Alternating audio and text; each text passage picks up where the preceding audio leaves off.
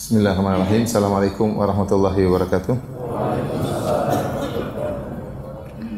Innal hamdalillah nahmaduhu wa nasta'inuhu wa nastaghfiruhu wa natubu ilaihi wa na'udzu billahi min syururi anfusina wa min sayyiati a'malina may yahdihillahu fala mudilla lahu wa may yudlil fala hadiyalah. Wa asyhadu an la ilaha illallah wahdahu la syarikalah wa asyhadu anna Muhammadan abduhu wa rasuluhu la nabiyya ba'dah. Ya ayyuhalladzina amanu taqullaha haqqa tuqatih wa la tamutunna illa wa antum muslimun. Fa inna ahsanal kalami kalamullah wa khairal huda huda Muhammadin sallallahu alaihi wasallam. Syarrul umuri muhdatsatuha wa kullu muhdatsatin bid'ah wa kullu bid'atin dhalalah wa kullu dhalalatin finnar. Ikhwani fillah wa akhwati fid din, azani Allah wa iyyakum. Para hadirin dan hadirat yang dirahmati oleh Allah Subhanahu wa taala.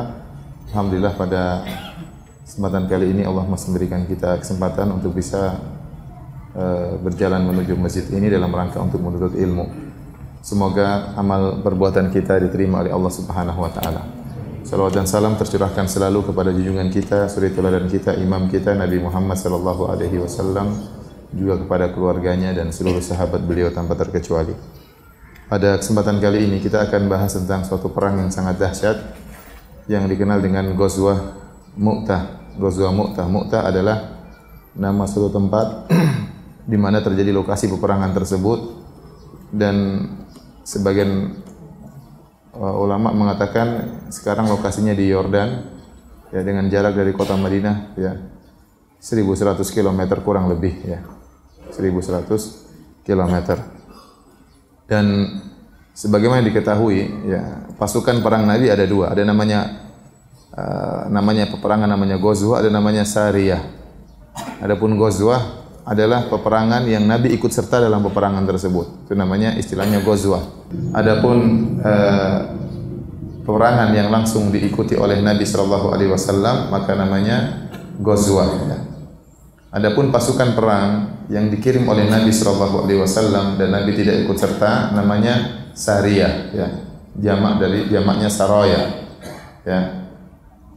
Adapun Ghazwah, Ghazawat ya.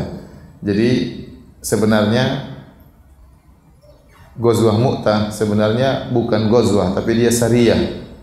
Kenapa? Karena Nabi tidak ikut serta dalam perang tersebut. Saya ulangi, kalau pasukan perang Nabi ikut serta dalam peperangan tersebut namanya Ghazwah ya. Seperti perang Badar, perang Uhud, Nabi keluar dengan pasukannya, perang Khandaq. Tapi kalau Nabi kirim pasukan, Nabi tidak ikut, namanya Sariyah ya.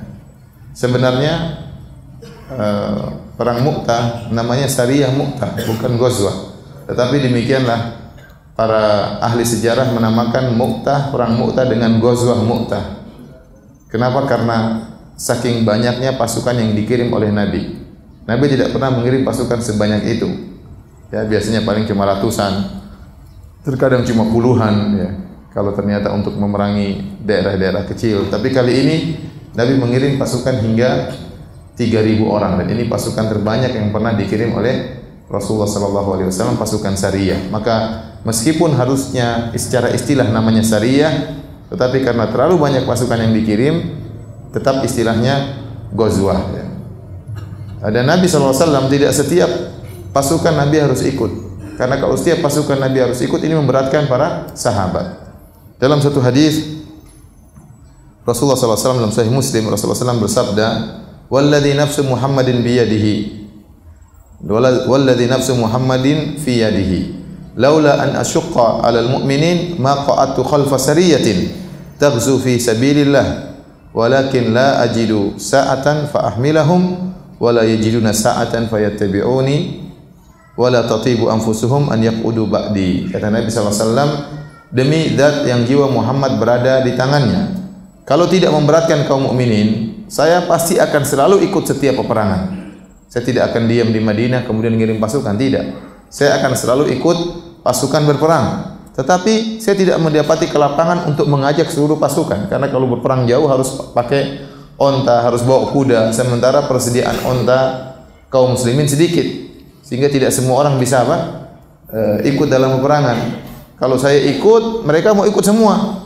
Kalau mereka mau ikut semua, saya tidak mampu bawa mereka. Ya. Dan mereka pun tidak mampu untuk mengikutiku seluruhnya, karena kemampuan mereka juga terbatas ya. Kemudian kalaupun saya pergi, ya, sementara mereka tidak ikut, mereka juga nggak enak.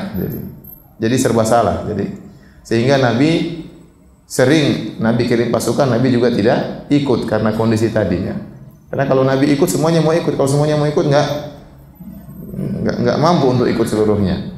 Kalau Nabi pun pergi, yang lain tidak pergi, yang tidak pergi nggak enak. Masa Nabi suruh perang kita tunggu duduk-duduk di mana? Di Madinah. Ya.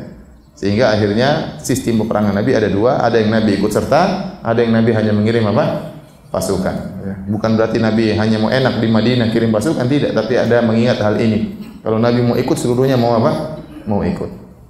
Baik. Hadirin yang dirahmati oleh Allah Subhanahu wa taala, dalam perang Ghazwah Mu'tah ini, kebanyakan pembesar-pembesar sahabat tidak ikut. Seperti Abu Bakar, Umar, Utsman bin Affan, Ali bin Abi Thalib, Abu Ubaidah bin Al-Jarrah, ya. Mereka tidak ikut dalam pasukan 3.000 ini. Tapi yang ikut serta dalam pasukan tersebut, ya, sahabat-sahabat yang lain. Seperti Ibnu Umar, Anas bin Malik, Abu Qatadah, Khalid bin Walid, kemudian dipimpin oleh 3 pimpinan yang Rasulullah SAW pilih, yaitu Zaid bin Harithah, kemudian Ja'far bin Abi Thalib, kemudian Abdullah bin Rawahah. Ghazwah Mu'tah terjadi pada tahun 8 Hijriyah pada bulan Jumadal Ula. Tahun 8 Hijriyah pada bulan Jumadal Ula. Dan lokasi Mu'tah seperti saya katakan tadi kira-kira 1100 km dari kota Madinah, sebelah utara kota Madinah. Jadi kalau seorang berangkat menuju daerah utara, dia akan bertemu dengan Khaybar. Setelah bertemu dengan Khaybar, dia akan bertemu dengan kota Al-Ula, tempat kaumnya Nabi Saleh, kaum Samud. Setelah itu dia akan bertemu dengan Tabuk. Setelah bertemu dengan Tabuk, dia akan masuk ke daerah Syam. Daerah Syam nanti Yordania, kemudian Palestina, ya, Suria dan sekitarnya. Itu daerah Syam, yaitu daerah utara kota Madinah. Adapun kiblat daerah selatan kota Madinah. Ya. Dan sebagian ulama mengatakan pada bulan Jumadal Ula tahun 8 Hijriyah itu bertepatan dengan bulan Agustus.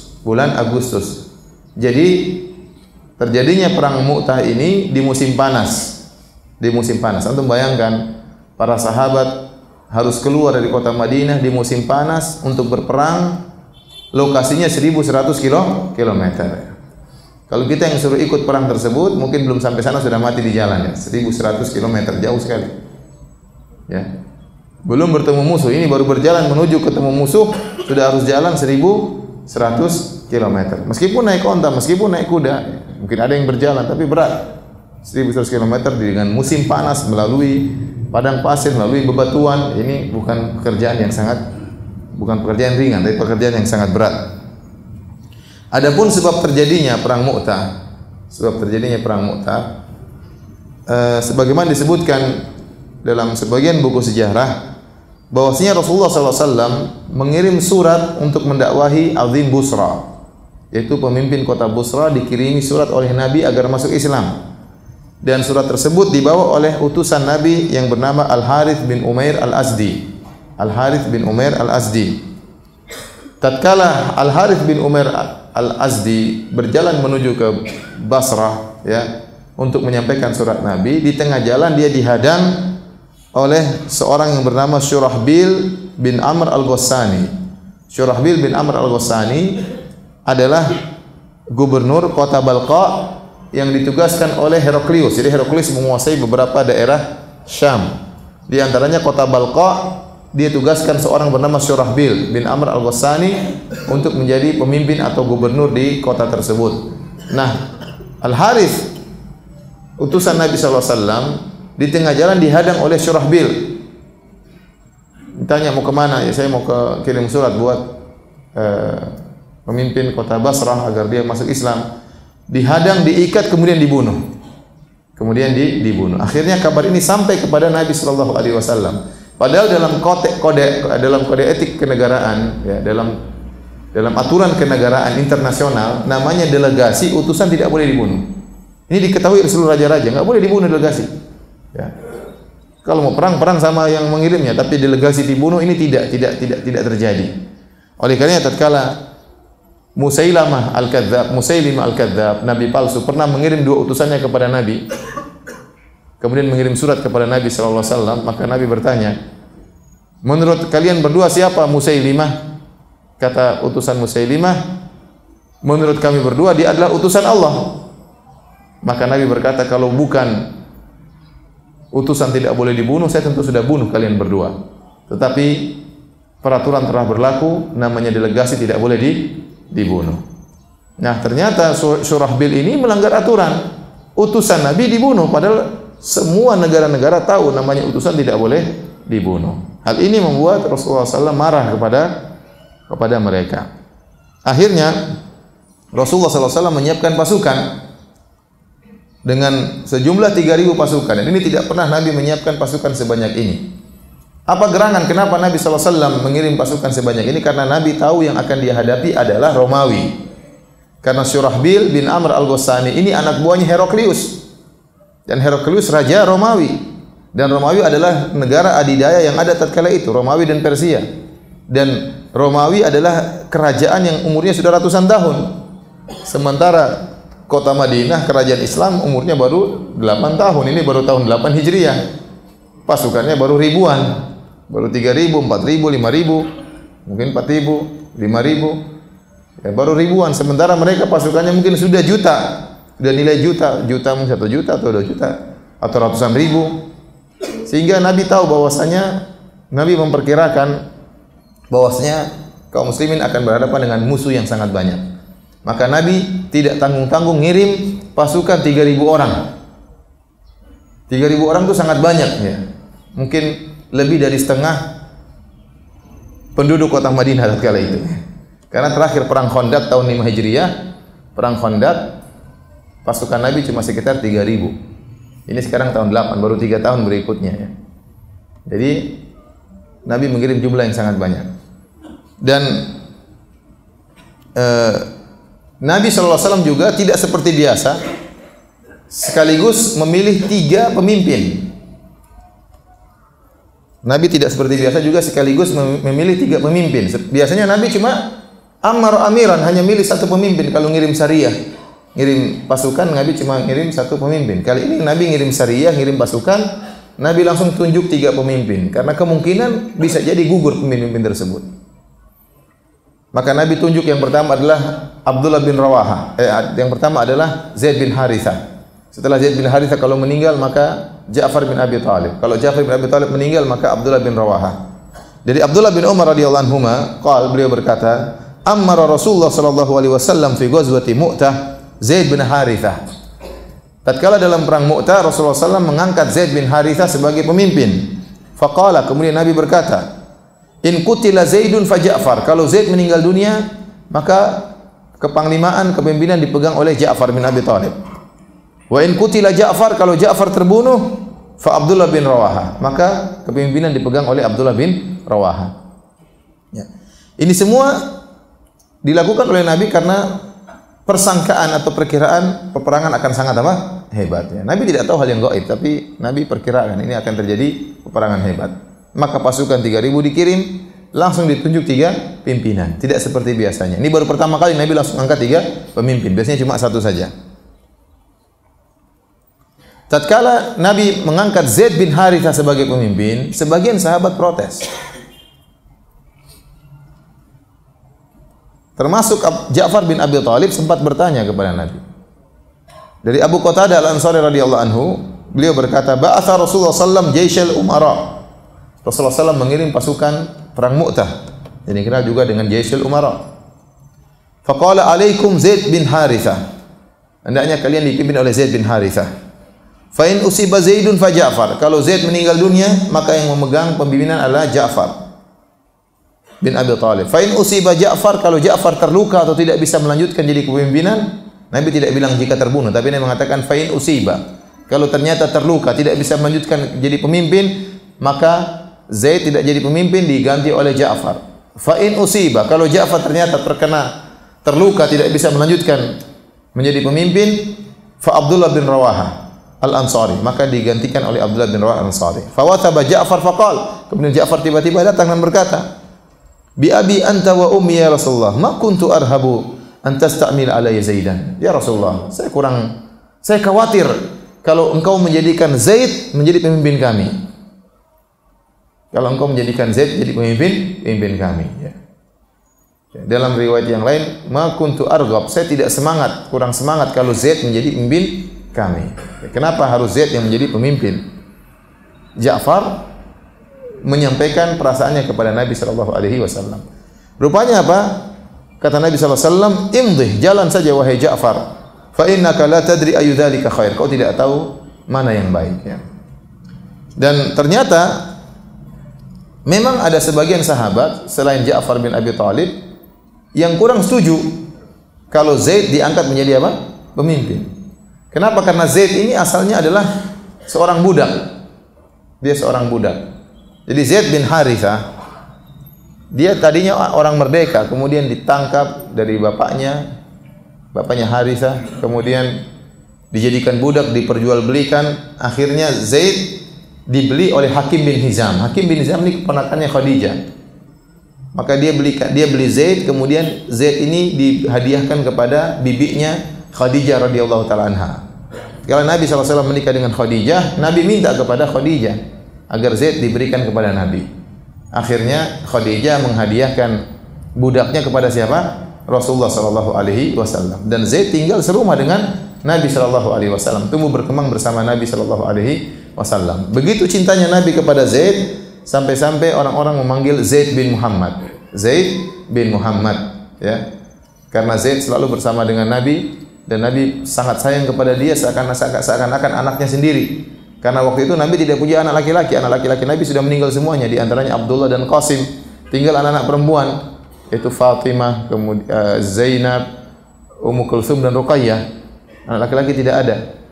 Zaid ini seakan-akan anak laki-laki Nabi sallallahu alaihi wasallam, sehingga para sahabat mengenal dengan Zaid ibn Muhammad. Sampai Allah melarang hal tersebut, tidak boleh ada anak mengangkat anak, ya. Tidak boleh dikatakan bin Muhammad, ya. Oleh karenanya tatkala ayahnya Zaid datang, Harithah dan pamannya datang, akhirnya mereka mencari-cari Zaid, mereka ketemu. Ini anak kami yang hilang. Akhirnya mereka datang kepada Nabi ingin menebus, kami ingin beli anak kami. Maka Nabi mengatakan, tanyakan kepada Zaid. Terserah dia. Mau kembali kepada bapaknya, terserah dia. Ternyata Zaid tidak mau pilih bapaknya, Zaid pilih Nabi sallallahu alaihi wasallam. Kenapa? Karena Nabi sangat sayang kepada dia. Oleh karenanya Zaid bin Harithah, meskipun dia seorang budak dahulunya, dia orang yang berpengalaman dalam berperang.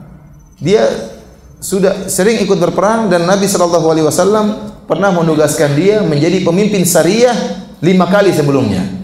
Pasukan-pasukan kecil, Zaid pernah jadi pemimpin. Jadi Nabi tidak sembarang tunjuk. Waktu Nabi menunjuk Zaid sebagai pemimpin karena Nabi tahu dia berhak untuk menjadi pemimpin. Sudah 5 kali dia menjadi pemimpin dalam peperangan. Dan di antara salah satu Sariyah tersebut, peperangan yang pernah dikirim oleh Nabi ke arah utara. Jadi dia lebih tahu tentang areal utara karena dia pernah menjadi pemimpin pasukan perang dikirim ke arah utara. Dan Mu'tah adalah arah utara kota Madinah. Oleh karenanya dalam hadis Aisyah radhiyallahu anha, Rasulullah SAW Aisyah berkata, "Ma ba'atha Rasulullah SAW Zaid bin Harithah fi jaishin qat illa amarahu alaihim walau baqiya ba'dahu istakhlafahu." Kata Nabi SAW, kata Aisyah radhiyallahu anha, Nabi tidak pernah mengirim satu pasukan pun yang dalam pasukan tersebut ada Zaid, kecuali Zaid akan diangkat menjadi pemimpin.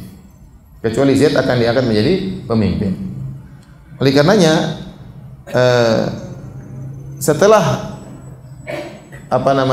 ayahnya meninggal, setelah Zaid bin Harithah meninggal, Zaid punya anak namanya Usamah bin Zaid. Zaid dicintai oleh Nabi, Usamah juga dicintai oleh Nabi sallallahu alaihi wasallam. Dan pernah Nabi sallallahu alaihi wasallam mengirim pasukan dan Nabi mengangkat Usamah menjadi pemimpin. Fata'ana ba'dhun nas fi imaratihi, maka sebagian sahabat mencela Usamah. Ini kok Usamah jadi pemimpin? Maka Nabi membela Usamah. Kata Nabi sallallahu alaihi wasallam, "Anta ta'anu fi imaratihi faqad kuntum tat'anuna fi imarati abihi min qabl." Kalian sekarang mencela kepemimpinan Usamah. Dulu kalian mencela kepemimpinan apa? Bapaknya. Waktu perang apa? Mu'tah. Wa imullahi in kana la khaliqan lil imarah. Ketahuilah demi Allah, Zaid dulu adalah berhak untuk menjadi seorang pemimpin. Wa in kana la min ahabbin nasi ilayya, dan Zaid adalah orang yang paling saya cintai. Wa inna hadza la min ahabbin nasi ilayya ba'dahu, dan putranya Usama adalah orang yang juga paling saya cintai setelah bapaknya. Jadi Nabi membela Zaid. Tatkala sebagian orang gerundel tidak ingin Zaid menjadi pemimpin, maka Nabi bela siapa? Zaid bin Harithah. Nabi tahu siapa Zaid bin Harithah dan Nabi sayang kepada Zaid bin Harithah. Ya. Seakan-akan Zaid adalah anak Nabi sallallahu alaihi wasallam, padahal dia seorang budak. Taib. Ja'far bin Abi Thalib, tentunya dia juga orang yang sangat mulia. Bagaimana tidak mulia? Dia adalah sepupu Nabi sallallahu alaihi wasallam. Dialah yang memimpin para sahabat untuk berhijrah ke Habasyah. Dan dia berhijrah 2 kali, berhijrah ke Habasyah dan hijrah ke Madinah. Dan Nabi pernah memuji Ja'far. Nabi berkata, "Asbahta khalqi wa khuluqi." Wahai Ja'far, perangaimu dan akhlakmu, perawakanmu dan perangaimu mirip dengan aku. Secara fisik mirip dengan aku, akhlakmu juga mirip dengan aku. Dan ini pujian yang sangat mulia. Nabi bilang sama seorang, akhlakmu mirip dengan akhlakku, itu luar biasa. Jadi Ja'far orang yang sangat mulia, tidak usah diragukan. Dia orang yang sangat mulia. Tetapi kali ini Nabi mengangkat Zaid sebagai pemimpin. Kalau Zaid meninggal baru Ja'far menjadi pemimpin. Ya. Kenapa saya menyampaikan hal ini? Karena sebagian orang-orang Syiah mencari celah untuk mencela siapa? Zaid bin Harithah. Kenapa? Karena Ja'far bin Abi Thalib ahlul bait. Paham? Ternyata jadi pemimpinnya bukan ahlul bait, bahkan budak. Paham? Bahkan pernah jadi dia bukan budak lagi, siapa namanya? Zaid, tapi dia pernah jadi seorang apa? Budak. Dalam aturan mereka orang Syiah tidak boleh ahlul bait di bawah, harus selalu di atas. Tapi kali ini tidak. Bukan berarti Ja'far lebih buruk daripada Zaid, bukan berarti demikian. Tapi hanya sekedar aturan peperangan. Ya, aturan peperangan bisa jadi yang lebih baik, bisa jadi anak buah, tidak mesti harus jadi pemimpin. Ya. Oleh karenanya, tatkala itu Nabi menjadikan Zaid sebagai pemimpin. Kalau Zaid meninggal dunia, baru kemudian dipegang oleh Ja'far bin Abi Thalib. Taib, hadirin yang dirahmati oleh Allah Subhanahu wa taala, ya.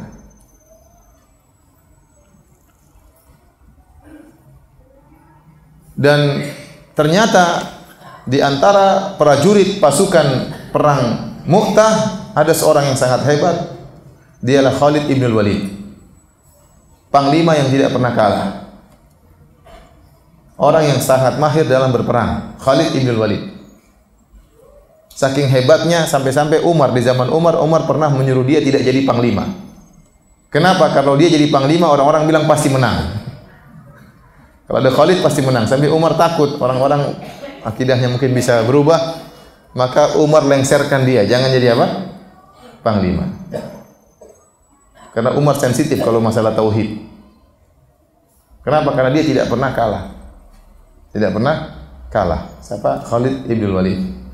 Namun kenapa Nabi tidak menunjuk dia sebagai pemimpin?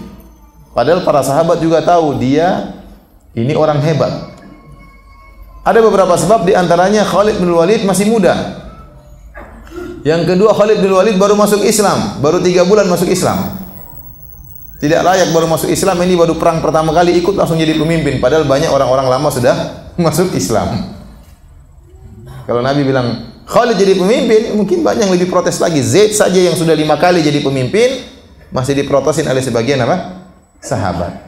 Apalagi kalau kemudian Khalid bin Walid yang baru masuk Islam diangkat menjadi pemimpin. Dan Nabi tidak mengatakan kalau terbunuh Abdullah bin Rawaha, Nabi mengatakan yang jadi pemimpin Zaid. Kalau terbunuh Ja'far, kalau terbunuh Abdullah bin Rawaha. Nabi tidak berkata kalau yang terbunuh Abdullah, Khalid, tidak. Jadi Nabi tidak sebut Khalid sama sekali, cukup 3 orang. Tapi Nabi mungkin sudah bisa perkirakan seandainya 3 orang ini meninggal, orang pasti angkat siapa? Khalid, tidak perlu ditunjuk. Kalau ditunjuk jadi masalah, biarlah mereka tunjuk sendiri nanti. Jadi ini diantara cerdasnya Nabi SAW melihat situasi dan kondisi. Karena kalau Khalid langsung diangkat, bisa jadi kegaduhan. Ya. Sahabat juga manusianya. Oleh karenanya Khalid bin Walid tidak ditunjuk, tapi dia ikut dalam perang tersebut. Akhirnya setelah Nabi menunjuk mengangkat 3 panglima tersebut, maka Nabi menyuruh mereka berangkat. Tiba-tiba Abdullah bin Rawaha menangis. Abdullah bin Rawaha menangis. Panglima yang ketiga. Panglima pertama Zaid, yang kedua Ja'far, yang ketiga Abdullah bin Rawaha. Maka dia menangis. Maka para sahabat bertanya, "Ma yubkik ya ibn Rawaha?" Apa yang buat kau menangis wahai Abdullah bin Rawaha? Maka dia berkata, "Ama wallahi ma bihubud dunya wa sababatun." Saya menangis demi Allah bukan karena cinta kepada dunia atau karena sedih meninggalkan kalian. Sami'tu Rasulullah sallallahu alaihi wasallam yaqra'u ayatan min kitabillah yadhkuru fiha an-nar. Tapi saya menangis karena saya mendengar Rasulullah SAW membaca satu ayat dalam Al-Quran. Wa in minkum illa wariduha kana ala rabbika hatman maqdiyah. Setiap kalian pasti akan melewati neraka jahanam dan itu sudah keputusan Allah Subhanahu wa taala yang pasti. Falastu adri kaifa fi sadr ba'dal wurud. Saya tidak tahu kalau saya melewati neraka jahanam apakah saya bisa selamat dari neraka jahanam tersebut. Ya, jadi Abdullah bin Rawah orang yang bertakwa kepada Allah, ya, dia merenungkan ayat ini sampai dia menangis karena Allah mengatakan wa in minkum illa wariduha. Setiap kalian pasti melewati neraka jahanam. Yang maksudnya para ulama menafsirkan itu sirat. Apa? Sirat. Dan saya tidak tahu apakah saya bisa lolos dari melewati tersebut atau tidak. Ini yang buat dia menangis. Akhirnya para sahabat mendoakan beliau dengan berkata, "Sahibakumullah wa dafa'ankum faradda ilaina salihin." Faraddakum ilaina salihin. Kata para sahabat, semoga Allah menemani kalian wahai para pasukan dan semoga Allah membela kalian dan semoga Allah mengembalikan kalian dalam kondisi baik. Akan tetapi Abdullah bin Rawaha kemudian berkata, tatkala didoakan agar kembali baik, dia berkata, "Lakinnani as'alur rahmana." Abdullah bin Rawaha ini orang yang pandai bersyair. Dia langsung bisa bikin syair tatkala itu. Maka dia berkata mengomentari para sahabat yang mendoakan dia bisa kembali dalam kondisi selamat. Dia berkata, "Lakinnani as'alur rahmana maghfiratan wa darbatan dzata faz'in takdhifu zabada." Kata dia, akan tapi saya meminta kepada Allah Subhanahu wa taala ampunan dan saya minta kepada Allah agar saya terkena tikaman yang kuat sehingga akhirnya menumpahkan busa darahku. Au ta'natan bi yadi harrana mujhizatan bi harbatin tanfudhul ahsya'a wal kabida. Atau tikaman dari seorang yang sangat, ya, ingin membunuh dengan cepat, dia menikamku dengan tombaknya sehingga masuk dalam ususku dan dalam hatiku. Hatta yaqulu idza marru ala jadati arsyadahu Allahu min ghazin wa qad rashuda. Kenapa? Agar saya tatkala meninggal dunia, lantas orang-orang lewat di kuburanku, mereka akan berkata, Allah, semoga Allah beri petunjuk kepada orang yang ikut berperang ini dan dia telah mendapat petunjuk. Jadi cita-cita dia ingin meninggal. Cita-cita dia ingin meninggal agar ada tikaman tombak masuk dalam ususnya. Sehingga waktu sahabat mendoakan agar dia selamat kembali, katakan saya ingin meninggal dunia. Taib, hadirin yang dirahmati oleh Subhanahu wa taala. Setelah itu pasukan semua siap, maka Rasulullah SAW berwasiat kepada mereka sebelum mereka berangkat menuju ke lokasi peperangan. Kata Rasulullah SAW, "Intaliqu bismillah wa billah wa ala millati Rasulillah." Berjalanlah kalian di atas nama Allah, karena Allah dan di atas agama Rasulullah. Wala taqtulu syaikhan faniyan, dan janganlah kalian bunuh orang yang sudah sangat tua. Wala tiflan, jangan kalian bunuh anak-anak. Wala saghiran, dan jangan kalian bunuh anak kecil. Bayi atau anak kecil jangan dibunuh. Wala imra'atan, dan jangan kalian bunuh wanita. Wala taghullu wala dhummu ghanaimakum wa dhummu ghanaimakum wa aslihu. Janganlah kalian berbuat khianat dengan mengambil harta ghanimah sebelum waktunya dibagi, tapi kumpulkanlah ghanimah kalian. Wa aslihu ahsinu, lakukanlah perbaikan dan perbuatlah baik. Innallaha yuhibbul muhsinin, sesungguhnya Allah mencintai orang-orang yang baik. Ini wasiat Nabi. Jadi peperangan yang dilakukan oleh kaum muslimin bukan hanya sekedar memuaskan hawa nafsu sehingga merusak sana sini, semuanya dibunuh, semuanya dibantai, tidak, ada aturannya. Kalian wahai kaum muslimin berperang dengan aturan, karena kalian berperang karena Allah Subhanahu wa taala. Di antara aturannya tidak boleh bunuh orang yang sudah sangat tua, tidak boleh bunuh perempuan, tidak boleh bunuh bayi, tidak boleh bunuh anak-anak. Dalam riwayat yang lain, ya, Buraidah berkata, "Kana Rasulullah SAW idza amara amiran ala jaishin." Adalah Rasulullah SAW kalau mengangkat seorang pemimpin di atas suatu pasukan, ausahu fi khassatihi bi taqwallah, maka Rasulullah wasiatkan dia untuk bertakwa kepada Allah. Wa man ma'ahu minal muslimina khairan, dan Rasulullah menyuruh dia untuk berbuat baik kepada anak buahnya. Tsumma qala, kemudian Rasulullah SAW berkata, "Ugzu bismillah fi sabilillah." Peranglah kalian dengan nama Allah di jalan Allah. Qatilu man kafara billah. Perangilah orang-orang yang kafir kepada Allah Subhanahu wa taala. Ugzu wala taghullu, berperanglah dan jangan kalian berbuat curang dengan mengambil ghanimah sebelum dibagi. wala taqdiru, dan janganlah kalian berkhianat, wala tumathilu, dan janganlah kalian mencincang-cincang mayat, tidak boleh. Wala taqtulu walidan, dan jangan bunuh anak kecil. Jadi dilarang, tidak boleh merusak. Dalam riwayat yang lain tidak boleh menghancurkan tempat ibadah, ya. Tidak boleh membunuh rahib atau pendeta yang sedang beribadah di kuilnya, tidak boleh. Tidak boleh mencincang orang dalam peperangan. Udah mati ya sudah, jangan dicincang-cincang, tidak boleh. Karena ini peperangan karena Allah, bukan karena hawa nafsu. Jadi Islam itu indah, bahkan dalam peperangan pun ada aturannya. Dan ini wasiat Nabi kepada pasukan kaum muslimin. Setelah mereka mendapat wasiat Nabi sallallahu alaihi wasallam, maka berangkatlah mereka menuju ke Mu'tah dengan berjalan kira-kira 1000 km lebih, ya, atau sekitar 1100 km. Sampailah mereka di suatu tempat namanya Ma'an. Ma'an itu daerah sudah dekat dengan Mu'tah, di daerah Yordania. Maka mereka pun berkem di situ. Para sahabat berkem di situ, daerah Ma'an.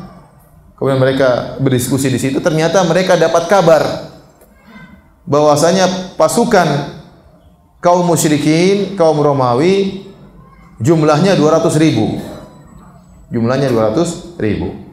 100.000 dikumpulkan oleh Syurahbil dari beberapa kabilah Arab, dan 100.000 dikirim oleh Heraklius dari Romawi. Jadi berkumpullah pasukan di daerah Balqa, sekitar 200.000 pasukan.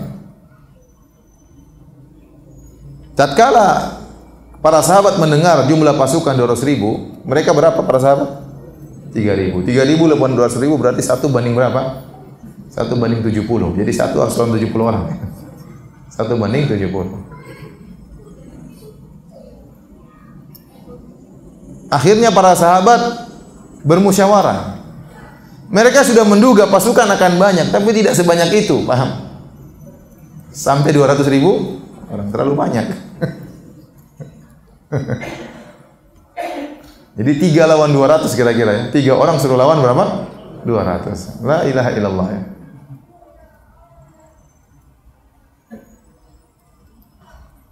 Taib. Dan tatkala para sahabat 3.000 melawan 200.000, maka wajar jika mereka bermusyawarah. Kata Urwah bin Zubair, "Falamma balagha dzalikal muslimin aqamu bi Ma'an lailatain yanzuruna fi amrihim." Tatkala dengar kabar 200.000 pasukan, mereka berkumpul di Ma'an, mereka diskusi selama 2 hari. Mereka masih bisa pulang. Karena posisi perang di Mu'tah belum. Kalau mau kabur pulang bisa. Ini gimana 200.000? Mereka diskusi. Akhirnya mereka berbicara, naktubu ila Rasulillah fanukhbiruhu bi adadil aduwina. Kita kirim surat aja kepada Nabi tentang, kita kabarkan jumlah pasukan musuh kita. Fa imma an yumiddana bi rijalin wa imma an ya'muruna bi amrin fanamdilahu. Maka tinggal 2 pilihan, mungkin Nabi mengirim bantuan, mungkin Nabi suruh kita cara yang lain. Kita tinggal tunggu berita. Maka Abdullah bin Rawaha yang sudah bercita-cita untuk mati, yang bercita-cita agar perutnya ditikam oleh tombak sehingga menembus ususnya dan menumpahkan darahnya, dia berkata, "Ya qaum, wahai para sahabatku, wallahi innal ladzi takrahuna lalladzi kharajtum lahu." Sungguhnya yang kalian benci yaitu kematian, itulah kenapa kita keluar ke sini. Kenapa kita berangkat dari Madinah untuk ini? Ngapain kita benci dengan hal ini? Yaitu ingin mati syahid. Tatlubuna syahada, bukankah kalian ingin mati syahid? Wa ma nuqatilun nas bi adadin wala quwwatin wala kathrah. Kita tidak melawan mereka dengan jumlah, dengan kekuatan atau jumlah yang banyak. Inna ma nuqatiluhum bi hadzal din, tapi kita perangi mereka karena agama ini. Alladzi akramana Allahu bihi, yang Allah telah muliakan kita dengan agama ini. Fantaliqu fa inna ma hiya ihdal husnain. Maka lanjutlah peperangan. Salah satu, menang atau mati syahid. Imma zuhur wa imma syahada. Kalau enggak menang mati syahid. Karena kalau mau kirim surat secara logika, mau kirim surat kepada Nabi butuh lagi mungkin perjalanan seminggu naik kuda. Terus datang lagi berita, tunggu lagi, berarti mau perang tunggu 2 minggu, masih lama. Belum tentu Nabi juga kirim bantuan. Ya mungkin ada harapan Nabi suruh pulang, lawannya 200.000. Tapi Abdullah bin Rawah mengatakan kita maju. Kita kan pingin mati, maju. Jangan mundur. Akhirnya semangatlah para sahabat. Taib, hadirin yang Allah Subhanahu wa taala. Jumlah 200.000 ini memang diperbincangkan oleh para ulama. Apa benar musuhnya 200.000? Dalam riwayat-riwayat disebutkan 200.000. Ada khilaf, ada yang mengatakan 200.000, ada yang mengatakan 200.000 lebih. Ibnu Hajar mengatakan 100.000 lebih, ada yang 150.000. Ya. Wallahu a'lam bishawab, ya. Itu hanya perkiraan, hanya perkiraan. Terkadang dalam medan pertempuran pun zaman sekarang untuk memperkirakan jumlah orang saja terkadang belum tentu kita benar. Belum tentu kita benar, ya. Seperti contoh, ada orang berkumpul misalnya di Jakarta dengan begitu banyak. Orang bilang, oh jumlahnya 4 juta, 5 juta, 7 juta. Saya bilang, enggak lah, enggak segitu. Di haji aja yang banyaknya kayak gitu cuma 1.600.000. Paham? Tapi orang lihat seakan-akan sudah berapa? 5 juta, 7 juta. Padahal haji saja yang begitu banyaknya dari penjuru dunia cuma berapa? 1.600.000. Ya. Karena orang dalam memperkirakan terkadang berlebih-lebihan. Jadi 200.000 ini perkiraan, kata para ulama, perkiraan mungkin sampai 200.000, mungkin kurang. Intinya jumlah yang sangat banyak. Intinya jumlah yang sangat banyak.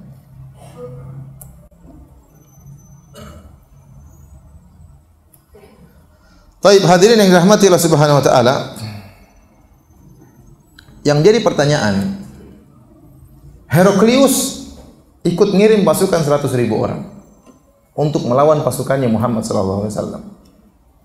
Ini aneh, padahal Heraklius sudah tahu bahwasanya Muhammad adalah Rasulullah. Sebagaimana dalam hadis Sahih Al-Bukhari, sekitar tahun 6 Hijriah atau 7 Hijriah, waktu Abu Sufyan masih musyrik dan dia berdagang ke negeri Syam, maka dia dipanggil oleh Heraklius untuk ditanya-tanya tentang Muhammad yang katanya seorang nabi. Ditanya Abu Sufyan, bagaimana sifat orang tersebut, bagaimana di kaumnya, bagaimana nasabnya, bagaimana pengikutnya, ditanya. Sampai setelah Heraklius mendengar informasi dari Abu Sufyan tentang Muhammad, maka dia yakin itu adalah seorang nabi. Maka apa kata Heraklius kepada Abu Sufyan? Fa in kana ma taqulu haqqan fa sayamliku mawdi'a qadamai hataini. Kalau apa yang kau kabarkan wahai Abu Sufyan itu benar, berarti Muhammad itu akan menguasai singgasanaku. Dia akan menguasai dua tempat kedua kaki itu, dia akan menguasai singgasanaku. Wa qad kuntu a'lamu annahu kharij. Saya sudah tahu bahwasanya dia telah keluar, nabi terakhir tersebut telah keluar. Lam akun adzunnu annahu minkum, namun saya tidak sangka ternyata nabi terakhir dari kalian orang Arab. Jadi Heraklius sudah tahu nabi terakhir pasti dari kaum yang bersunat. Dan dia tahu kaum yang bersunat cuma Yahudi dan Nasrani. Dia tidak tahu kalau orang Arab juga apa? Disunat. Makanya waktu ada dari Ghassan, dari orang Arab datang, kata Heraklius, coba cek. Dibuka celananya ternyata apa? Sunat. Oh, ternyata kebiasaan orang Arab juga apa? Bersunat. Maka dia tahu bahwasanya Muhammad nabi terakhir ternyata dari orang Arab. Dan dia mengatakan Muhammad pasti akan menguasai singgasanaku. Dan dia berkata juga, "Falau anni a'lamu anni akhlusu ilaihi latajassamtu liqa'ahu." Kalau saya tahu saya bisa bertemu dengan dia, saya akan berusaha untuk bertemu dengan dia. Walau kuntu indahu la ghasaltu an qadami. Kalau saya berada di sisi Muhammad, saya akan cuci kakinya. Jadi dia benar-benar tahu ini Rasulullah. Tapi kenapa dia ngirim pasukan untuk melawan pasukannya Nabi sallallahu alaihi wasallam? Padahal dia bilang saya akan beriman, saya akan ini, saya akan cuci kakinya, dia akan menguasai singgasanaku.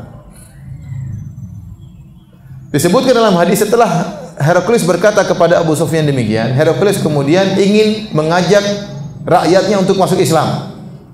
Maka dia kumpulkan rakyatnya di kerajaannya, dia suruh tutup pintu-pintu kerajaan supaya mereka tidak kabur, berkumpul mungkin di gelanggang. Kemudian dia berkata kepada rakyatnya, "Wahai rakyatku, ada seorang nabi sudah keluar. Baiatlah kepada dia, berimanlah kepada dia kalau kalian ingin beruntung dan selamat." Akhirnya rakyatnya ribut, mau kabur, ribut. Tatkala dia melihat rakyatnya gaduh, maka dia bilang, "Diam. Saya tadi cuma ngetes aja iman kalian. Ternyata iman kalian kuat ya." Dia takut. Tatkala dia rakyat tidak terima, akhirnya dia juga tidak terima Nabi sallallahu alaihi wasallam. Ini luar biasa. Dia sudah tahu ya, Muhammad seorang nabi, ya, namun dia tidak beriman. Makanya para ulama khilaf, Heraklius ini Islam atau kafir?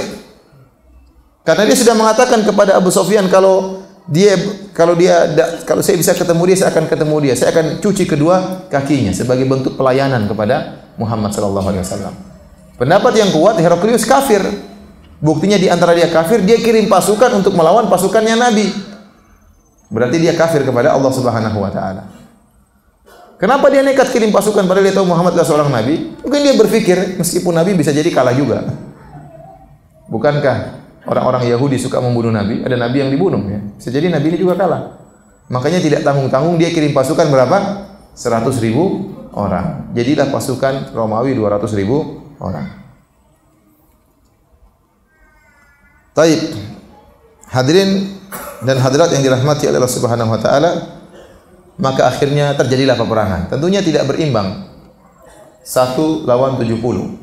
1 banding 70. Padahal 1 banding 3 saja kita boleh kabur, apalagi 1 banding apa? 70. Kalau 1 banding 2 tidak boleh kabur lawan. 1 banding 3 boleh kabur. 1 banding 70 ya boleh lebih kabur lagi. Enggak masuk akal 1 banding 70. Peperangan tidak masuk akal. Tapi ya sudah, mau bagaimana lagi? Mereka sudah terlanjur masuk dalam medan pertempuran. Bertemulah mereka suatu tempat namanya Mu'tah. Disebutkan oleh para ahli sejarah, Mu'tah ini tempatnya datar, tidak berbukit, semacam padang yang tandus. Dan orang-orang Arab sudah biasa berperang seperti ini. Berperang di padang pasir, bertempur di padang pasir, medan yang terbuka. Sementara orang-orang Romawi tidak biasa, mereka berperang mungkin di bukit-bukit, di gunung-gunung, di balik pohon ya. Ini perangnya terbuka. Perangnya terbuka. Dan ini menguntungkan kaum muslimin karena mereka sudah biasa perang dengan model demikian. Perang berhadapan-hadapan, tidak ada sembunyi-sembunyi. Tidak ada pohon untuk sembunyi, tidak ada bukit untuk apa? Bersembunyi. Luar biasa. Akhirnya terjadi peperangan. Ya, kaum muslimin perang ingin mati syahid. Tidak imbang. Orang-orang Nasara, orang-orang Romawi, ya mereka ikut perang 200.000 orang, tapi mental mereka tidak sama seperti mental kaum muslimin. Mereka hanya disuruh sama Heraklius perang. Ya sudah, ikut saja perintah apa? Panglima. Sementara mentalnya kaum muslimin ingin mati apa? Syahid. Akhirnya terjadi peperangan. Bendera peperangan dipegang oleh oleh Zaid bin Harithah. Berperang sampai akhirnya dia meninggal dunia. Kata Nabi, fa in usiba Zaid fa Ja'far. Kalau Zaid meninggal, bendera peperangan dipegang oleh Ja'far. Maka akhirnya bendera peperangan dipegang oleh Ja'far bin Abi Thalib radhiyallahu taala anhu. Maka Ja'far berperang. Fa qutiyat yaduhul yumna. Maka kemudian tangan kanannya terputus. Maka dia pegang bendera dengan tangan kiri. Kemudian fa qutiyat yaduhul yusra. Kemudian tangan kirinya terputus, dia fadammahu fahtadanahu bi adudaihi, maka dia pun memegang bendera dengan kedua lengan atasnya sampai akhirnya dia terbunuh radhiyallahu taala anhu. Dan ini dalil bahwasanya sejak dahulu bendera merupakan lambang negara. Bendera merupakan lambang negara. Dalam setiap peperangan Rasulullah SAW kasih bendera kepada para sahabat. Bendera tersebut tidak boleh jatuh. Karena kalau jatuh berarti pasukan akan kalah. Mental pasukan jatuh dan menunjukkan tidak bisa membela benderanya. Jadi sejak dahulu bendera merupakan simbol negara. Sejak zaman Nabi sallallahu alaihi wasallam. Oleh karena Ja'far bin Abi Thalib berusaha megang bendera tersebut. Dengan tangan kanan tidak bisa, tangan kiri tidak bisa, pegang dengan kedua lengan atasnya sampai akhirnya terbunuh. Maka pendapat yang kuat Allah alam bisawab, tidak mengapa kita hormat bendera karena bendera tersebut bukan bendera yang kita hargai, dia hanyalah benda mati ya. Tidak sampai pada derajat mengatakan hormat bendera adalah kesyirikan, enggak benar ya. Sebagaimana Anda kalau misalnya KTP Anda dirobek-robek sama orang ya, atau dihina-hina sama orang, diinjek-injek, Anda kan tersinggung, itu lambang dari Anda. Bukan karena KTP-nya bernilai, tidak ada nilainya ya. Tetapi karena dia lambang dari diri Anda. Sama, bendera juga tidak boleh dihina. Karena dia lambang daripada negara. Negara kita bisa tegak dengan perjuangan kaum muslimin melawan penjajah yang notabene-nya kafir. Negara kita bisa tegak dengan takbir ya, dengan perjuangan para pahlawan yang rata-rata adalah orang-orang apa? Islam ya. Oleh negara ini harus kita jaga, tidak boleh diganggu oleh negara lain. Bendera kita harus kita hormati. Maksud saya nyampaikan ini kenapa? Karena sebagian orang berlebih-lebihan sehingga mengatakan kalau orang hormat bendera syirik. Tidak demikian. Tidak demikian ya. Dan waktu antum hormat bendera, apakah antum meyakini bendera tersebut sesuatu yang tidak? Kita tidak meyakini bendera tersebut suatu makhluk yang sangat hebat. Enggak, kita tahu itu hanya sekedar lambang apa? Lambang negara. Tidak ada perasaan seakan-akan kita ibadah kepada bendera tersebut. Saya ingat saya dulu waktu saya sekolah sering hormat bendera, saya tidak pernah punya perasaan seperti itu. Iya atau tidak? Tidak, tapi sekedar ini hanya sekedar lambang negara ya kita hormat ya. Karena inilah hasil perjuangan para pahlawan kita ya. Oleh karena Ja'far bin Abi Thalib berusaha memegang bendera tersebut, akhirnya pun terbunuh radhiyallahu taala anhu. Ja'far waktu maju dalam medan pertempuran luar biasa. Kata seorang sahabat yang menyaksikan perang tersebut, dia berkata, "Wallahi laka'anni anzuru ila Ja'far hina iqtahama an farasin lahu syaqra fa aqaraha." Saya lihat Ja'far waktu dalam peperangan. Dia turun dari kudanya, kemudian dia bunuh kudanya supaya tidak kabur. Dia menunjukkan dia akan berperang sampai titik darah penghabisan. Kudanya dia bunuh. Kudanya yang berwarna pirang dia bunuh. Tsumma qatala al-qaum hatta qutil. Kemudian dia berperang sampai akhirnya dia meninggal dunia.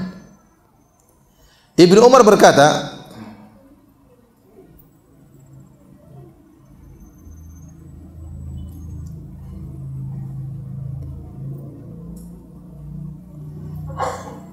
kuntu fihim fi tilkal ghazwah.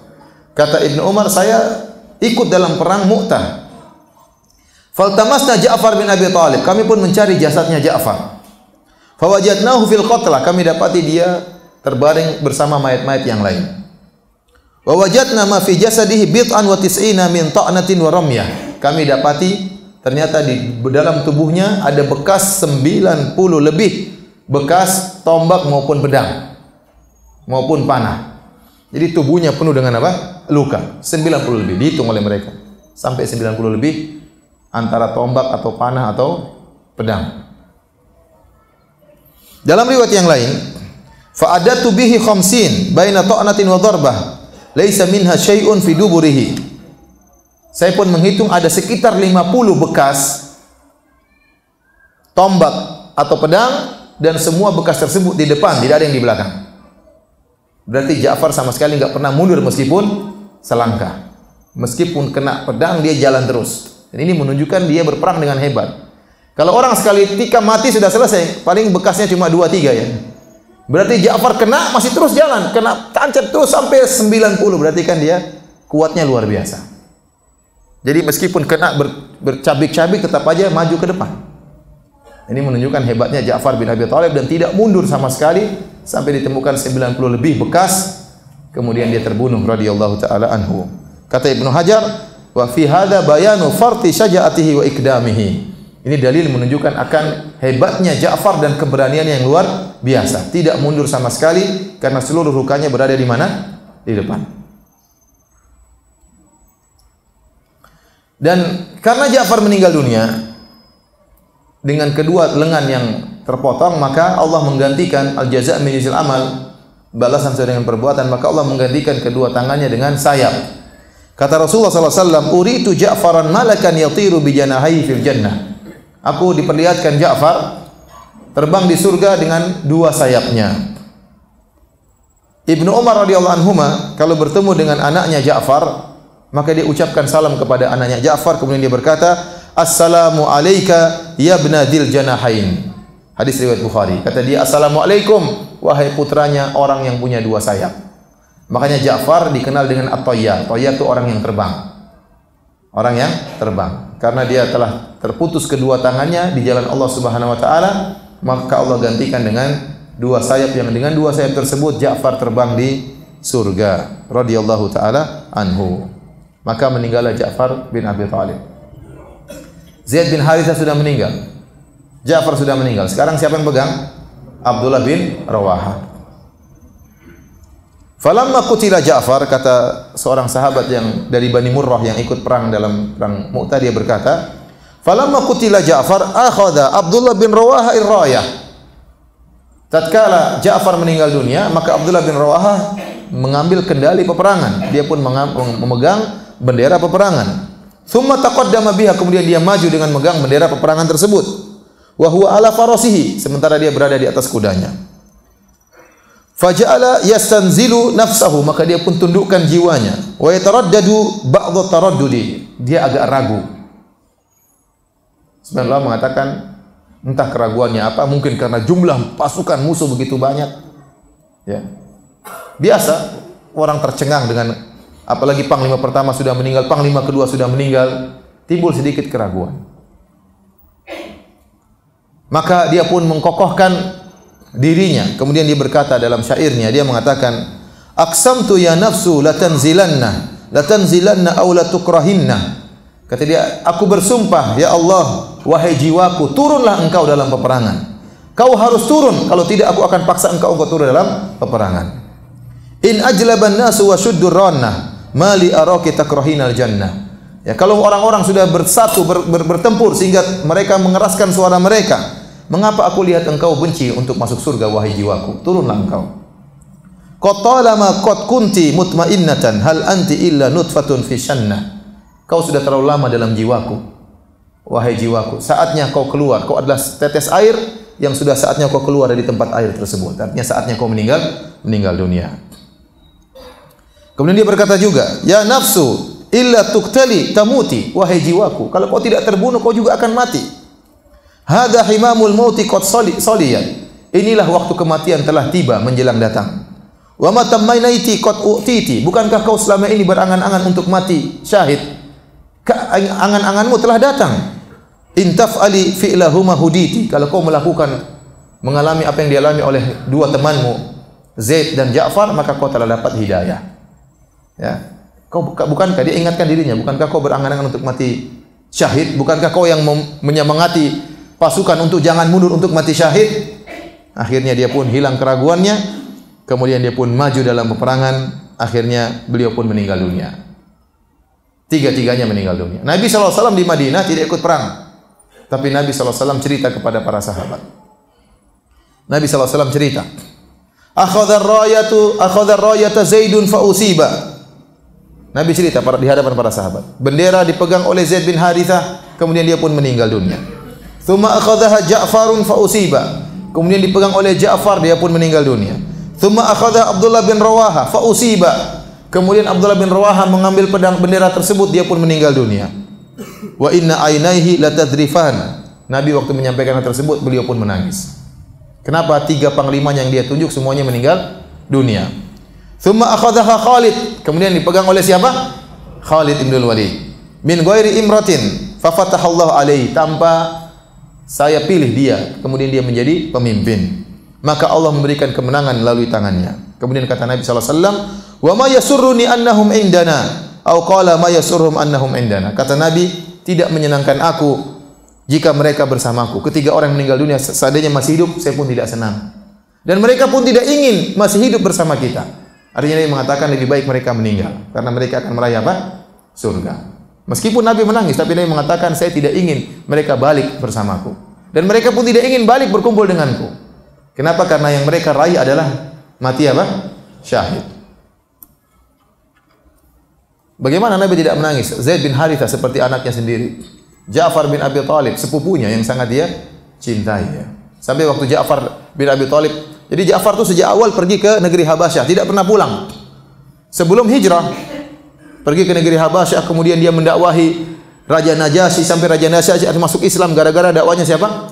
Ja'far bin Abi Thalib. Dia tidak pulang kecuali tahun 7 Hijriah. Jadi sudah berpisah dengan Nabi belasan tahun. Mungkin belasan tahun berpisah dengan Nabi SAW. Pulang-pulang tahun 7 Hijriah, langsung ikut dalam perang Khaybar. Maka Nabi waktu ketemu dengan Ja'far, Nabi berkata, saya tidak tahu mana yang lebih menyenangkan aku. Menang dalam perang Khaybar atau bertemu dengan Ja'far. Menunjukkan Nabi sangat sayang kepada siapa? Ja'far. Makanya Nabi SAW menangis tatkala menceritakan 3 panglima yang dia pilih, semuanya meninggal dunia. Baik, apa yang terjadi para hadirin waktu Abdullah bin Rawaha meninggal dunia? Waktu Abdullah bin Rawaha meninggal dunia, maka tidak ada yang berani pegang bendera. Maka majulah Thabit bin Akram al-Badri. Thabit bin Akram al-Badri, dia memegang bendera. Tsumma akhadha rayata Thabit bin Akram akhu Banil Ajlan. Thabit bin Akram al-Badri kemudian mengambil bendera. Faqala, kemudian dia berkata, "Ya ma'syaral muslimin, istalihu ala rajulin minkum." Pilihlah salah seorang dari kalian menjadi pemimpin. Qalu anta, kata mereka, kamu saja yang jadi pemimpin. Karena Thabit bin Aqram ini pernah ikut perang Badar. Dia pernah ikut perang Badar. Ya. Dan dia tentu punya pengalaman. Kata para sahabat, kamu saja yang jadi pemimpin. Kata dia, "Ma ana bifa'il, saya tidak akan jadi pemimpin." Fasalahan nasu ala Khalid bin Walid. Maka orang-orang pun milih Khalid bin Walid. Dalam riwayat yang lain, Thabit bin Aqram bawa bendera, fadafa ila Khalid bin Walid, kemudian dia serahkan bendera tersebut kepada Khalid bin Walid.